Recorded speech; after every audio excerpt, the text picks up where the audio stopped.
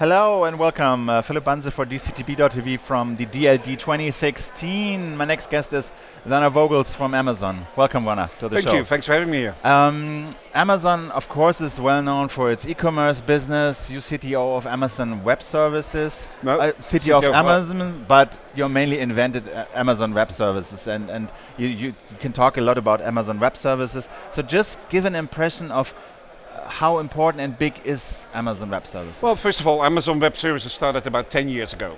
Yeah. When we saw that, in the first instance, young businesses had a hard time actually growing because they needed lots of investment, they needed higher IT people, all things that didn't really matter for their products. And we thought, well, we've developed a whole range of technologies that we're using inside Amazon that we can bring out into the open such that other businesses can be successful on this as well. Now, it started off with the idea that will be for young internet businesses, but it turns out enterprises were just as much interested in it. So by now, we started off, of course, 10 years ago with storage and compute and databases, sort of the basic functionality of any IT organization. But by now, we've well over 45 different services dealing with mobile, with analytics, with Internet of Things, virtual desktops, all of those. And so the business has really exceeded our expectations. Yeah, we knew that this was always going to be a really big business, a business by itself. But it grew much faster than that we actually originally anticipated. That's definitely something we were surprised about. Now we have well over 1 million businesses running on our platform. Worldwide, we have 12 different regions around the world where customers can make use of. And those regions are not just because German customers are making use of the German region. They do that, of course, but they also make use of, for example, regions in Japan or in Australia if they want to reach their customers over there. So having this worldwide operation helps customers become a global company. And there's a number of reasons why companies are so very much interested. And it moves capital from CapEx to OpEx, which means that people no longer need to pay upfront for the IT services that they want to acquire. They can pay for them only if they've used them. So the beauty is, before Amazon Web Services, I as a startup had to rent computers, had to buy computers, and you had to get investment to be able to do that, purely for that reason. Now, just to get started. And you have to make sure that you have enough capacity for the case that you become popular. And so capacity planning for anybody is always hard. And in the world of cloud computing, capacity planning completely goes out of the window because you no longer have this issue. You can get access to compute power or storage or databases or whatever you're looking for on demand in any form that you want. Yeah, and everyone who did it once is really amazed how easy it really is. Just in a web browser, you can click server. And you've just built your application that you're running here for your customers from our Frankfurt region. But with one click of a button, you can launch it in Australia, you can launch it in China, in South Korea, in the US. And so it makes it easy for businesses to do global work. And what is the biggest service that's running on AWS that customers might know? Well, I think probably our storage service, the simple storage service, is well known. If you look at the data transfer rates in and out of that, it has well over 100% growth in the past year. Our compute service. Which companies are using it? What are the main brands? Anyway, I mean, every young business is using it. All the big names you know today as household names like Dropbox and Spotify and Uber and all of those are... They're using it for data storage. They've all grown up with it. Data storage, compute, databases, all of those kind of things. But also, and if you look at Germany, for example, almost every startup here, whether it's IM or OneFootball or SoundCloud or, MyTaxi, all of them are making use of AWS, but also enterprises. Yeah, if you look, for example, at Talanx and Kerger and all these sort of traditional German companies are also making use of it. Or Kempinski, the high-end hotel chain, has, for example, made the decision to go all in, move all of their IT operations into the cloud so they can focus on building new high-end digital operations in the organization.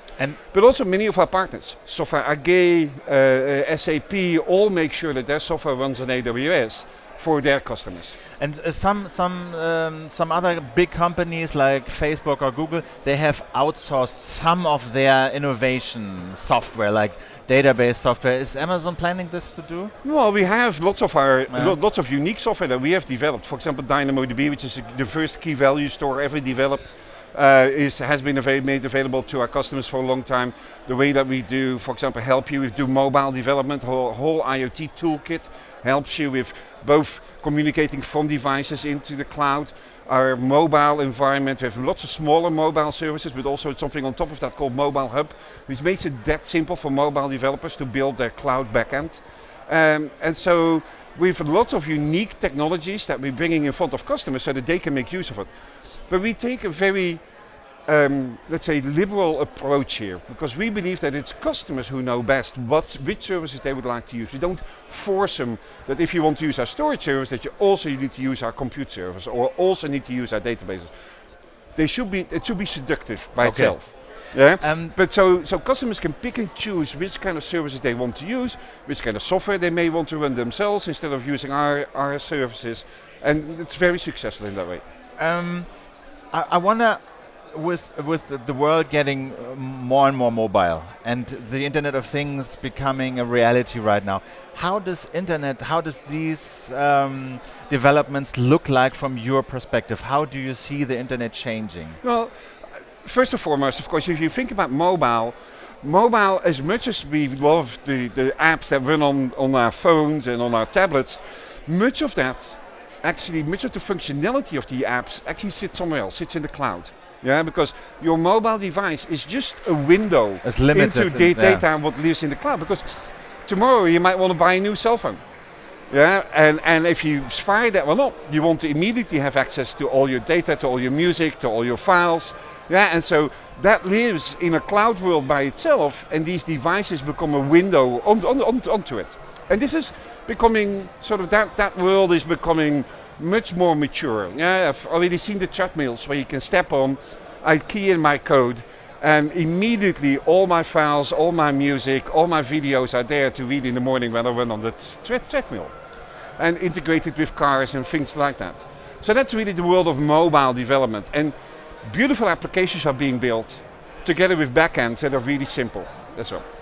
The world of IoT is, of course, something that is tremendous in flux at the moment. Internet of Things. Internet of Things. And I make a differentiation between two of them. One is the consumer style Internet of Things, which is maybe our health devices, our monitors, or our home automation and things like that have their unique challenges by itself. But the whole industrial Internet of Things is something that is really truly exploding. Yeah. Can you give an example for sure. people? For example, here in Germany, Philips CityTouch has, I don't know which city it is, but they these days, each LED street lamp has a small GPS modem in them. So the whole street lamps in the city have been replaced by LED lamps, a small modem in them, and then from remote you can collect data about the energy efficiency of your street lamps, but you can also control them. So you can make changes in color. For example, there's a football match happening here in the stadium, the train station is over there, and you can create a different lighted path through the city for the fans to actually go back to the train station. Yeah, or Tata Motors, for example, they're instrumenting all of their trucks. They're a huge Indian motor company. 200,000 trucks on the road. Their biggest problem is cars breaking down somewhere. They put all these sensors in it, a small modem in it, and now they can do preventive maintenance on these trucks, so they can completely eliminate this breaking down. Again, here in Germany, Kercher, the well-known cleaning company, they also built all these industrial cleaning machines. Yeah, and so they put all sorts of sensors in there to understand the efficiency, the usage, and things like that, and then feed that back to the customers that are making use of these industrial cleaning machines. And they do it all over the world. Tons of things happening in that world. On one hand, so most of that is data is being generated by these devices or by this instrumentation, and that flows back into the cloud, for example, for efficiency improvements. General Electric is instrumenting all of their gas turbines with new sensors. That data flows back in the cloud, is being analyzed, and then these energy companies can make use of that data to optimize their operations and really save them significant dollars. So obviously, for you as a company, AWS, it's a huge opportunity in business-wise. But where are the challenges in terms of architecture, internet, with this IoT coming into reality? Well, IoT has, of course, many different components. One of them is that there's many smaller devices being built out there, and so we work with many of the device manufacturers to provide what's called SDKs, software development kits, that can be used on these devices. such that they can securely communicate. So one of the things that the IoT solution that we have give our customers is to make sure that they can make use of encrypted communication between those devices and the cloud where most of the functionality of the applications live. Security and privacy of things, especially I think also in the home automation case, is crucial. Yeah, and we're building many new functionality and services around this such that customers can really protect themselves.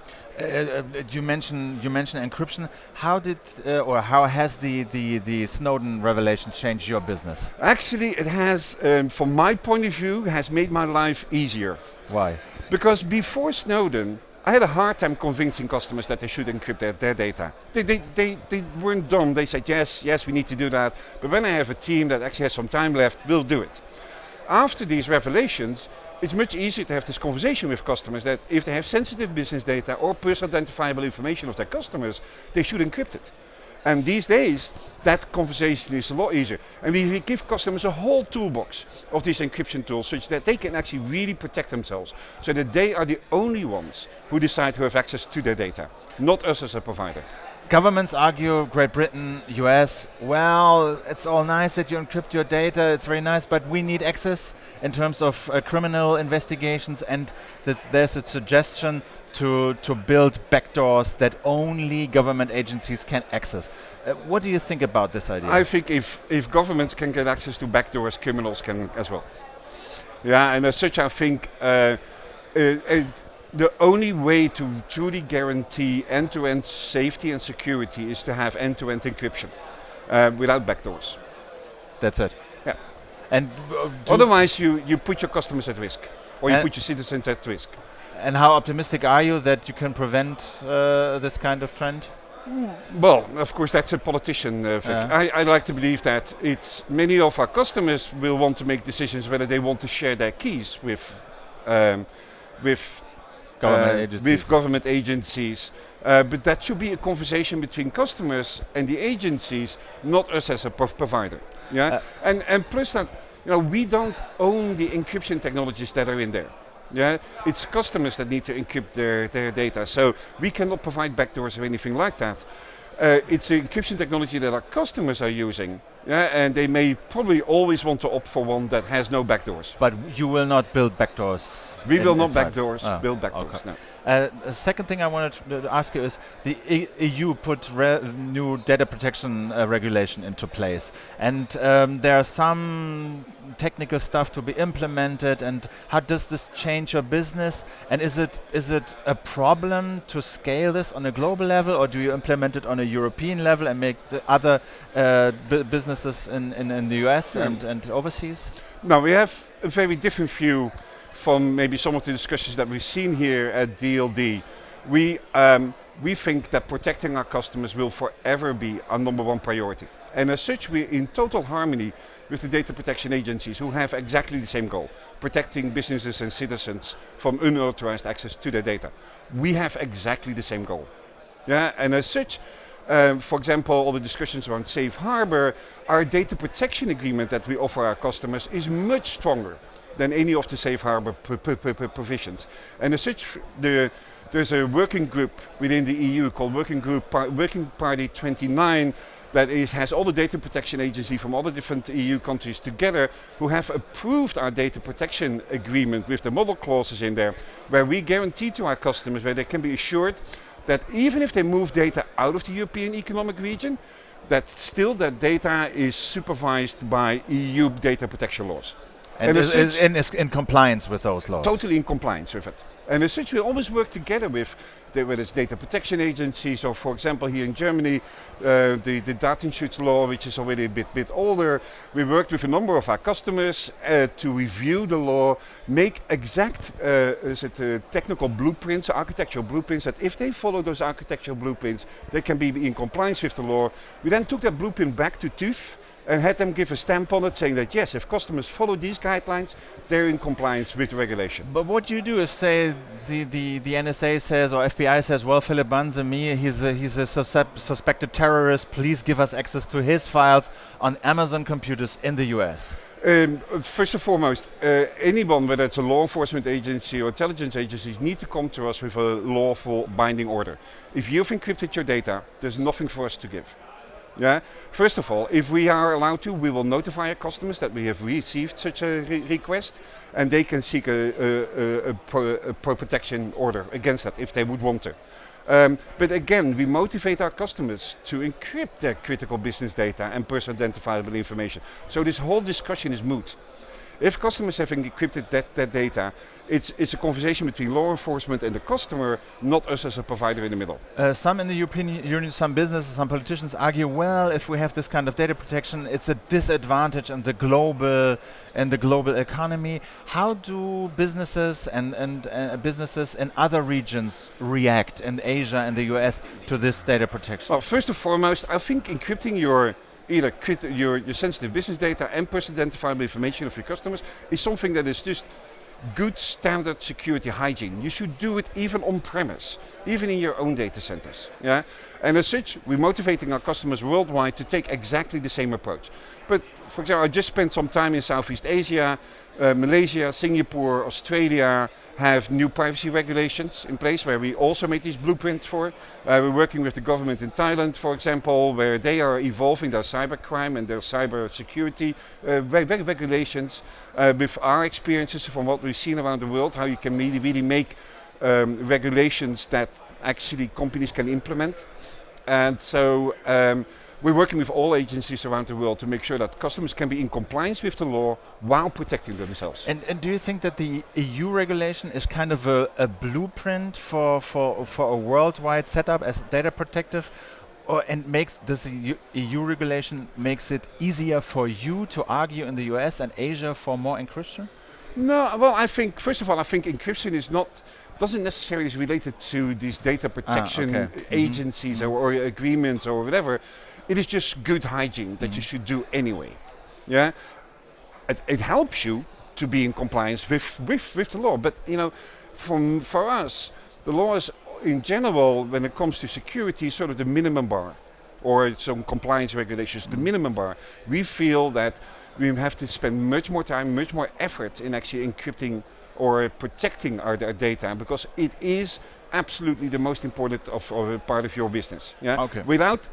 Without protecting your sensitive business data and the information of your customers, you shouldn't have business. A last topic I want to touch with you is the global internet regulation and governance. China and some other authoritarian states, they seek to control their internet, to set up barriers, to regulate their own domain names and try to nationalize the internet. What's your view on that? Well, I think, I always look at it from a perspective of our customers. Yeah, does it make it easier for them to do business? Well, these are realities. Yeah, and as such, we try to help our customers with making it easy, for example, for them to do business in China. We have first region opened in China. We'll launch a second one in this year as well. But we set it up in such a way that customers have exact control over where they place their data and know exactly what are the access patterns to their data there. And do you do business in China? We do business in China. We have a region in China. It's very successful. It's a country with, of course, tremendous enterprises and young businesses that are growing really fast, but also a very, very strong startup culture. And do you have to make some compromises? Because all we hear is, well, we have to, when you do business in China, you have to play by the rules. You have to play by the rules in every country that you operate in. Yeah, with the Frankfurt region, we are subject to German laws, and as such, we need to make sure that we obey the laws in each and every of the countries that we operate in, and that goes for China as well. Last question is net neutrality. Some operators here and in the US, they try to cash in on both sides. They try to get my money as a customer because I want to have access to the Deutsche Telekom internet. And they say, well, if you want to receive YouTube videos, then maybe you should convince YouTube to pay us a little bit more money so the YouTube videos comes through to you. Yeah. What is your perspective on this? We're strong believers in that net neutrality should be staying at where it is. Equal access to the internet means that young businesses, so in the case where you have, let's say, a superhighway next to the regular internet where only people that can pay access to it, means that young businesses will be at a disadvantage. They will not have the kind of capital to be able to build new video services or things like that. In a world where you have egalitarian access to the internet, competition can really flourish because no longer access to, let's say, the superhighway gives you better service. As the CEO of Deutsche Telekom would argue, well, a new startup, they want to really make sure to get to their customers, and this the only way to really make sure that they get through to their customers is give us a little bit from their revenue. You know, most startups don't have revenue to start off with, and it's a vicious cycle because, you know, how can I create a world how can I create my customer base if I do not have access to these services that other companies do have? And as such, as Amazon, we believe in an egalitarian access to the internet. All right. Werner Vogels, thank you very much for your time. My pleasure. Werner Vogels, CTO of Amazon. My name is Philipp Banse for DCTP.tv from the DLD16 in Munich. Thank you very much for watching. Stay tuned. See you soon. Bye-bye.